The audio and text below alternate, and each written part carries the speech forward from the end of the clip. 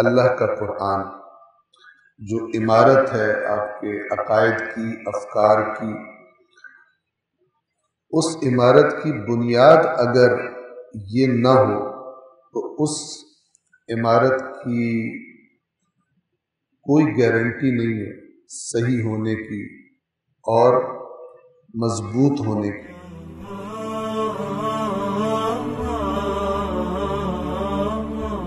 میں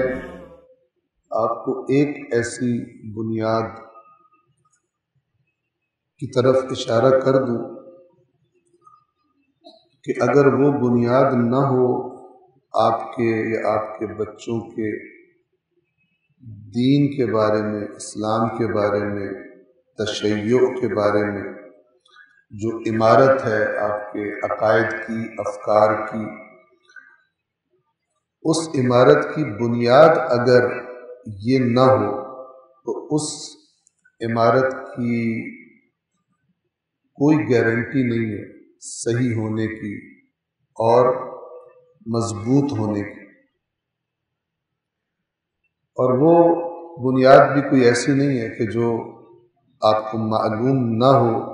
ساری امت کو معلوم ہے، لیکن ساری امت کی مشکل یہ ہے کہ اپنے دین کی بنیاد اس پہ نہیں رکھتے۔ تو آپ لوگ یہ کام کر سکتے ہیں، اپنے گھروں میں تھوڑا سا ماحول بنائیں، تھوڑا سنجیدہ لیں اگر اس مسئلے کو۔ وہ بنیاد ہے اللہ کا قرآن، قرآن مجید۔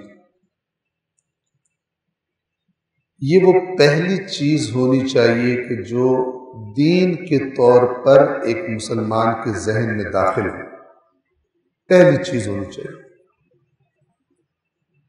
یہ خالص بھی ہے، اللہ کا کلام ہے،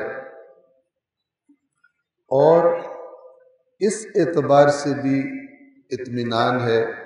کہ اس میں کوئی تبدیلی، کوئی رد و بدل نہ ہوا ہے نہ کبھی ہوگا، اور یہ جس طرح اللہ کے رسول پر نازل ہوا تھا اسی طرح محفوظ ہے تا قیامت، اور اس کی حفاظت کا ضامن خود اللہ ہے،